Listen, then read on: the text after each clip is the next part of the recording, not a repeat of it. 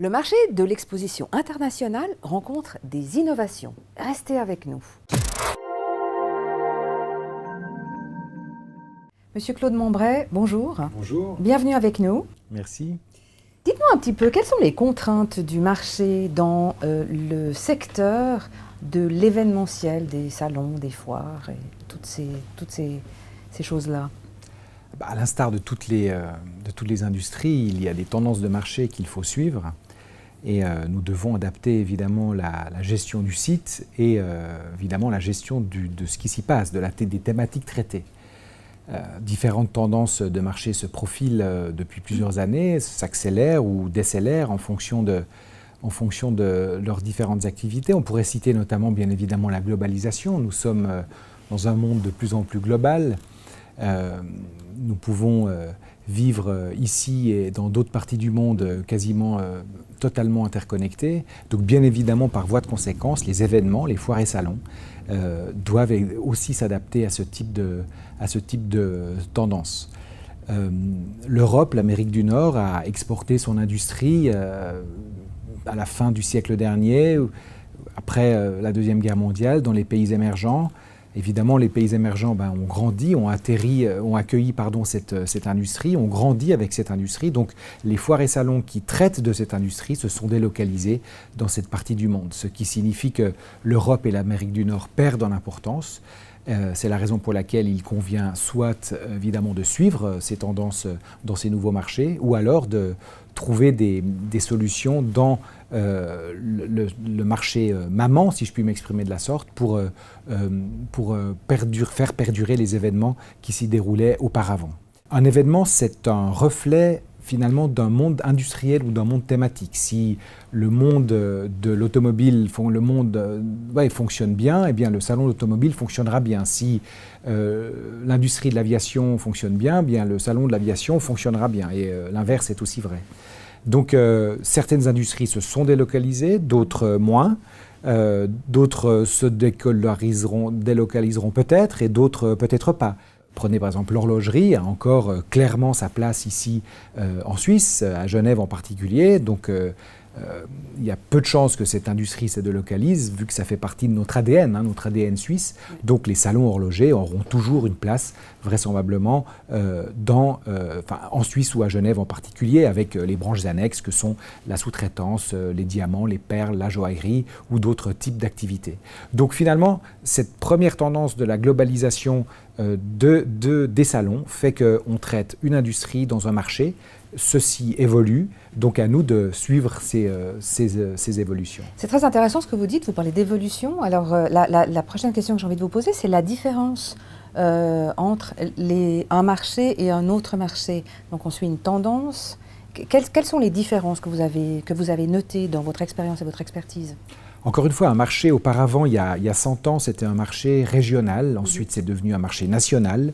Ensuite, c'est devenu un marché continental. Aujourd'hui, les expositions au niveau mondial, il y en a, je ne veux pas dire qu'il n'y en a pas, mais il y en a très peu.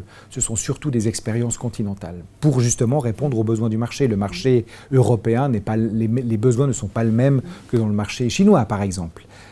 Quand vous voulez acheter une voiture en Chine, eh bien, les circuits de distribution, le marketing lié à la vente d'une voiture n'est pas le même que dans le marché européen ou le marché nord-américain. Les besoins des clients ne sont pas les mêmes. Donc il y a de grandes différences finalement dans le cadre des salons. Et qu'est-ce qu'on remarque? C'est que beaucoup d'organisateurs d'événements traditionnellement présents en Europe ou en Amérique du Nord sont également présents maintenant dans les pays émergents que sont la Chine, le sud-est asiatique ou d'autres endroits, par exemple l'Europe de l'Est. Par contre, ce qui va vraisemblablement impliquer dans un futur proche, parce que tout va toujours plus vite, que ces mêmes organisateurs dans ces pays-là reviendront dans les marchés, on va dire, primaires, avec d'autres thématiques qui sont à la mode dans ces autres marchés-là. Donc on vit dans ce monde global, dans ce petit marché global, et c'est à chacun de trouver sa place de façon à pouvoir de façon à ce que ces affaires puissent se développer. Dans le cadre d'un salon qui est un moyen marketing finalement, ou dans un cadre différent, notamment lié à la digitalisation, qui est une autre tendance. Voilà. Justement, on parle de digitalisation. Lié à ça, les innovations aujourd'hui, qu'est-ce que vous avez constaté? Qu'est-ce que vous pouvez nous dire à ce sujet? Quelles sont les grandes tendances d'innovation dans votre domaine d'expertise? Alors évidemment, la digitalisation va complètement révolutionner notre vie à toutes et tous. On le voit déjà avec les réseaux sociaux, c'est pas si vieux, hein. On le voit avec les smartphones, c'est pas si vieux non plus. On a l'impression que, que ça a toujours existé, mais ça n'est pas le cas. Hein. Il y a encore 20 ans, on avait tous un téléphone sur son bureau. Aujourd'hui, c'est plus vraiment le cas. Évidemment, ces nouveaux moyens vont faire que les choses vont évoluer en termes de communication et les salons doivent intégrer ce type de moyens. La digitalisation va aussi influencer la distribution des produits et des services. On le voit, aujourd'hui, on achète des produits et des services sur Internet. Il n'y a pas si longtemps, c'était juste pas possible. Aujourd'hui, c'est le cas et ça va aller en se développant. Par contre, et c'est ce que nous constatons dans notre activité de foire exposition, c'est que l'humain doit se rencontrer. On doit se sentir, se toucher, s'apprécier, se parler, et de manière non virtuelle, mais de manière réelle. La vraie vie. La vraie vie et les centres d'exposition, les centres de congrès, les centres qui mettent en réseau finalement des acheteurs et des vendeurs de produits ou de services, ou simplement des personnalités qui souhaitent se rencontrer dans le cadre de congrès, d'associations, choisissent ce type de bâtiment pour pouvoir le faire. Donc même si la digitalisation va aller en grandissant, finalement l'humain va toujours vouloir se rencontrer, donc il y aura d'autres types d'événements qui feront en sorte que l'humain va pouvoir se rencontrer. Monsieur Claude Monbray, c'est très bien. En parlant de rencontres, nous vous remercions pour cette rencontre aujourd'hui, pour cette interview, et nous vous souhaitons plein succès pour la suite. Merci. Nous vous remercions. Cette interview a été organisée en partenariat avec Reportage Suisse Romande. Merci de nous avoir suivis et merci d'être avec nous. À bientôt. Au revoir.